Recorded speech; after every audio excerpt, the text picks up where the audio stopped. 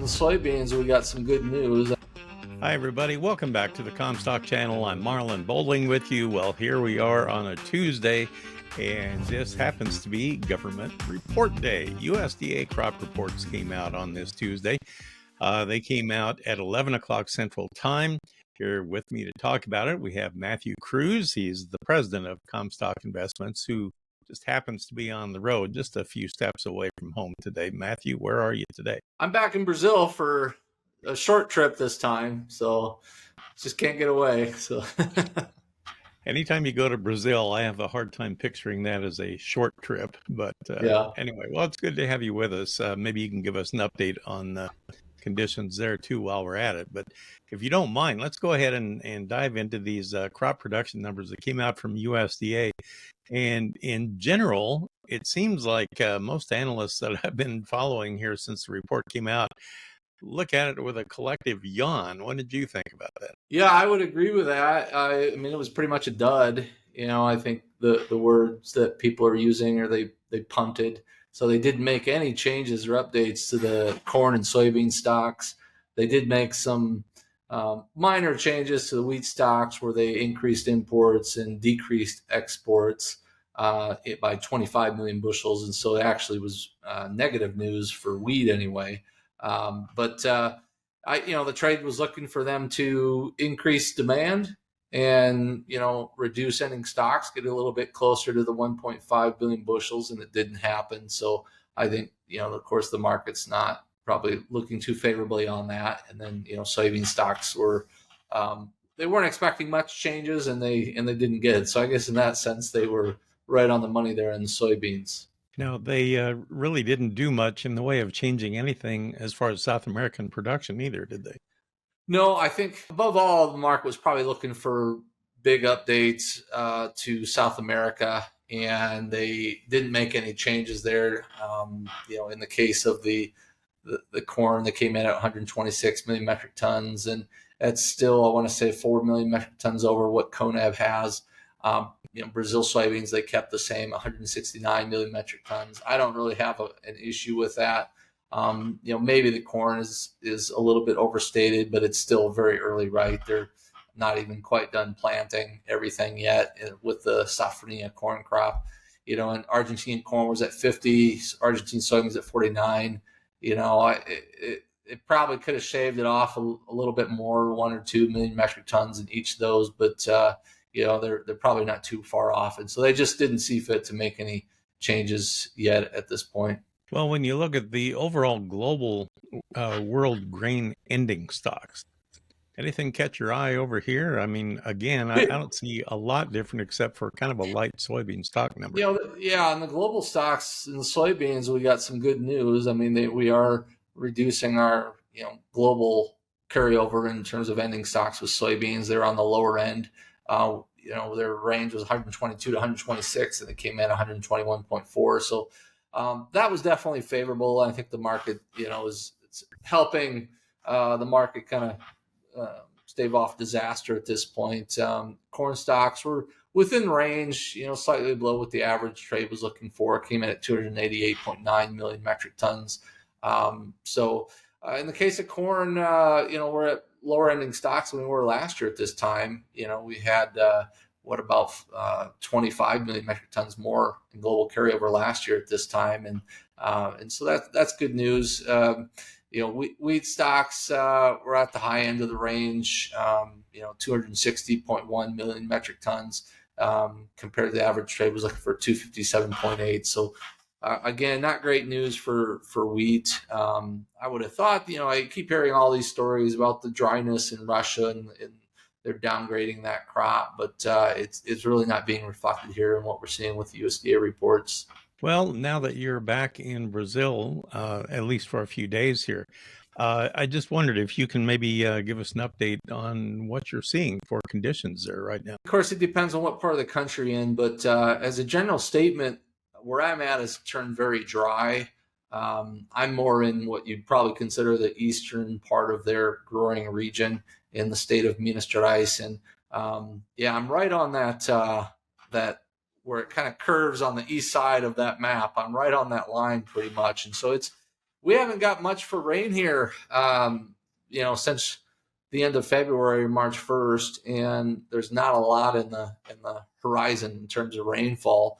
It's good and bad. It does help us advance the soybean harvest, which is good. It also, we're on our farm a soybean seed producer, and so the quality of the seed is just as important, if not more important, than the actual yield. And we always tend to complain about getting too much moisture at harvest, which will damage the seed quality and the germination rates at harvest. And so, on the other side of things, we do have some later season varieties that could still use another rain, and they're kind of filling their pods right now. At the end of harvest, that would be nice. They need another shot of rain, and we're planting some safrinha corn ourselves, and that is going to need rain to kind of get it going. But for the most part, the rest of the country is doing okay, especially Mato Grosso.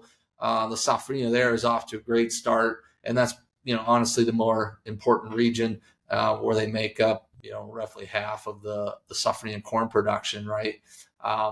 Paraná is in second place, and they're getting some good rains this week. The only other dry pockets is there in the south in Rio Grande do Sul, and they've just had a rough go of it this season. They're just now getting started in their soybean planting, and so this dry weather is not coming at a good time, where it's a lot of their bean fields are filling their pods, and then there's pockets there on over into Argentina as well. But that takes you through here this week. I think next week, around the 20th or so, we do see the rain coming back. You can see all that red there in the northern part of the country, and so a lot of that northern region there where I'm at will get some rain by then. We might see some yields get clipped a little bit, but we're not a huge corn and soybean production state, especially when compared to, we get good yields, but we don't plan to have the massive land area that Mato Grosso has, and so we're not maybe a significant contributor to that. But you can see it's still kind of dry in pockets in the south, especially there in Rio Grande do Sul. So I think you're going to see continued yield deterioration in Rio Grande do Sul, especially. And they're a significant producer of corn and soybeans. Parts of Argentina do improve there, you can kind of see, but maybe parts of Paraguay get a little drier. So, but yeah, as we get into later March and I think on into April, the overall precipitation situation improves. Especially in those northern regions, which are probably the more important ones. So you really don't see much in the way of problems for the rest of this growing season for the soybeans, and the jury is still out on the corn, I guess, for now. Have a long way to go there. Do they do any late corn planting in Argentina that amounts to anything? I don't think that really amounts to anything. Now, there are areas there that will still need some rain, to fill out the crops, fill the ears and things like that. But I think in the soybean situation, the crop for the most part is made. I'm not saying there could be areas there in Rio Grande do Sul that could get clipped even more. They've already lost, maybe 4 or 5 million metric tons, and they could lose a little bit more yet. I don't know if that's going to change the overall scenario that much. You're still looking at a record crop in Brazil regardless. So, instead of 170 million metric tons, maybe it drops to 168 million metric tons. So it's slightly supportive, but it's not going to dramatically change the direction of the market based on that. The corn is still very early. It's got a long ways to go. I think late March, we're definitely going to need to see the rain come in. Otherwise, you're going to start to have problems because the corn is very small and still germinating, trying to get out of the ground in a lot of areas. And then, of course, the big question is, when does the rainy season end? Because that's why, the best yields are what gets planted earlier in January and February, because they start to run out of rain. The rainy season starts to slow down in April and tends to shut off in May. Now, I've seen it rain all the way through May before. And so, it's Mother Nature, right? It's not a science. And so it's possible if, the rain shuts off in early April that the safrinha crop will struggle, but it's yet to be seen. It's still pretty early. Well, so far it seems like there's nothing to really upset the apple cart when it looks, let's put it this way, increasing exports coming out of Brazil on a continual basis. It looks like we're not going to change that trend anytime soon, are we? No. This is, you can see what exports have done in Brazil year over year. Man, what is that like? They're up like 400% almost, or 350%, since 2010.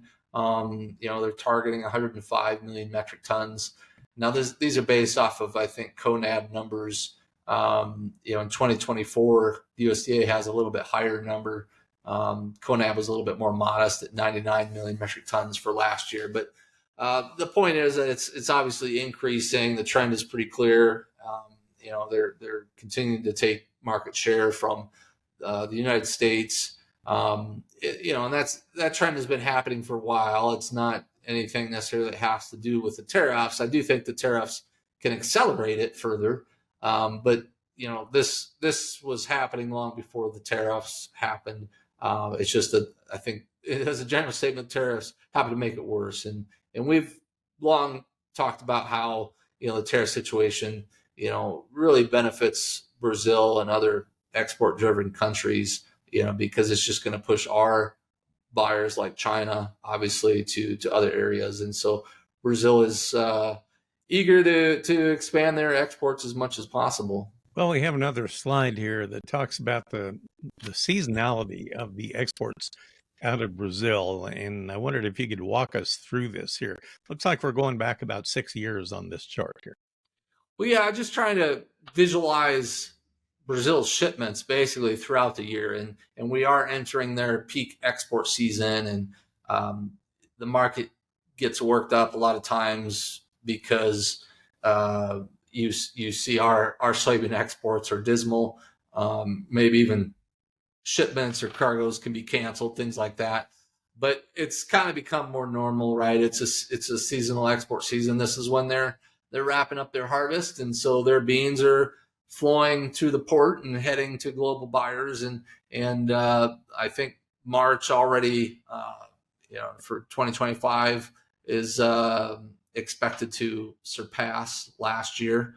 And I think the most they've ever exported in 1 month was like in April back in 2023, just 2 years ago. They exported 16 million metric tons in 1 month, and I think they could probably break that record this year. And so that it usually peaks there in April, May. And so the worst is yet to come, is what I'm saying. And then in June, it's still high, but starts to taper off. And then, where they buy, you get into our summer, and they've exported the bulk of their beans.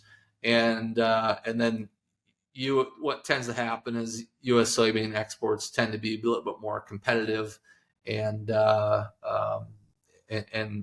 buyers kind of switch back a little bit more to U.S. exports. That's what typically happens in a non-tariff world. Now, you throw the ugly tariff wrench in the middle of things, and that can obviously change. But just to give you an idea that this is, Brazil kind of rules the first 6 months in the soybean world, and then the U.S. has a chance in the second 6 months of the year. But as their crop size grows, their tail of that export, of that seasonal, seems to get longer and longer too, kind of encroaching upon our territory a little bit. Whatever happened to the old annual dock strikes or port strikes?